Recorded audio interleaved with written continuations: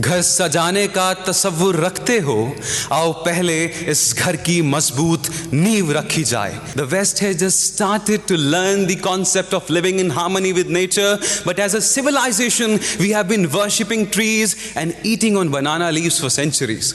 Today, I live in a nation, unfortunately, ladies and gentlemen, where a cigarette which can kill you is sold openly, but when a girl has to buy sanitary pads, she has to hide them in black polythenes. This is the same place where once Dr. Ambedkar stood and led the constitutional debates.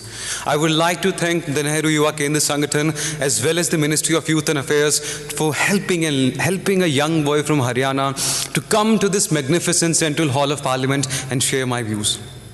I'll start. घर सजाने का तसव्वुर रखते हो, आओ पहले इस घर की मजबूत नींव रखी जाए.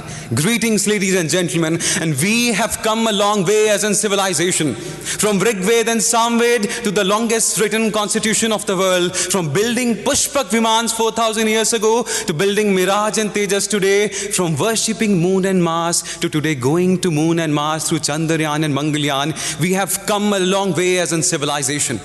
Today, when I look at this topic, I see three aspects. What is a sustainable future for me? What is the role of youth? And how can we connect both of these together?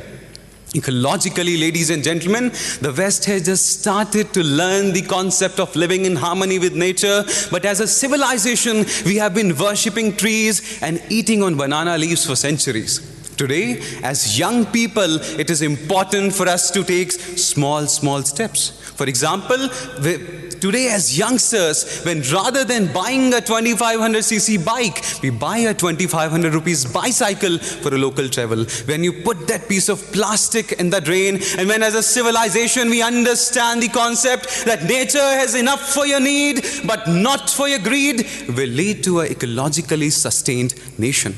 And when we have the resources, we will lead towards a sustainable society, ladies and gentlemen. Today, we need to build a society that is sustainable and inclusive. It should include the doctors, it should include the soldiers, as well as the sweepers who clean this nation. Today, as we have surpassed China in terms of population, it becomes inevitable that we make educational and health infrastructure to sustain that population. And I would like to ask the youth of this nation, in order to become socially sustainable, we need to enforce and increase our employment avenues.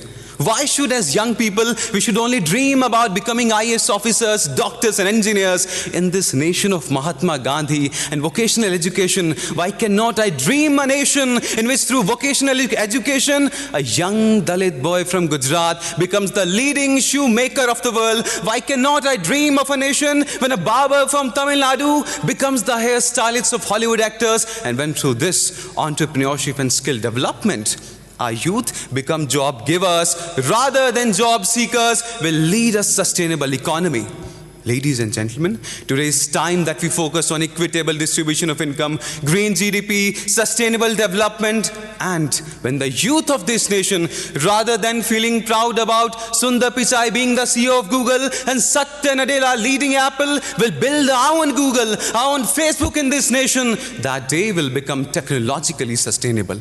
But ladies and gentlemen, all these three avenues are incomplete without a political structure that's unsustainable.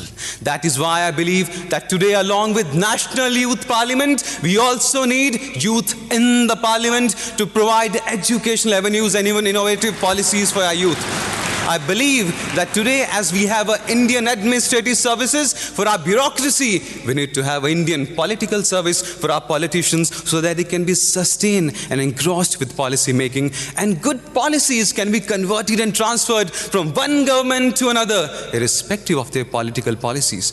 But, and I say this but in capital letters, ladies and gentlemen, irrespective of what society, culture, ecology we have, if our youth does not have the educational wisdom to use this potential, we cannot lead to a sustainable future. Today, I live in a nation, unfortunately, ladies and gentlemen, where a cigarette which can kill you is sold openly, but when a girl has to buy sanitary pads, she has to hide them in black polythenes. Today, I live in a nation where it's been 77 years since the white man has left this nation, but we are still living in that inferiority complex, using fairness creams to whiten our skin, whiten our culture, whiten our education, whiten our standard of life. In this era of globalization, we need to understand as young people that I can wear an American shirt and a polished pant and a German watch, but my identity, which is going to be decided by the education structure I've been part of, has to stay Indian, ladies and gentlemen. And by inculcating all these avenues, when we'll have a society that has educated individuals, but that needs to be added with another important point, and that is mental health should become an important part of our curriculum. Dear politicians, dear students, dear judges, today in this era of social media, where we feel more connected than ever, we have become most isolated. The 30-gram brain of yours has far more debilitating power than any nuclear weapons around the world. So mental health should become an important part of our curriculum. And when we take care of all these avenues, we'll lead to a nation that is socially sustainable, economically sustainable, politically sustainable, and has the youth that has the educational wisdom and the mental health ability to lead this nation towards a sustainable future. And why do we need to care about this planet, sir? Because 40 years ago, Carl Sagan pointed out to a pale blue dot in the sky. That pale blue dot, that is Earth. That is home. That is where everyone that you have loved or will loved has left. That is where Leonardo da Vinci dreamed about Mona Lisa. That is where man dreamed about stepping onto the moon. That is where Buddha gave his sermon. And Ram went on a 14-year journey. I believe from dusk to dawn, this earth is all we own.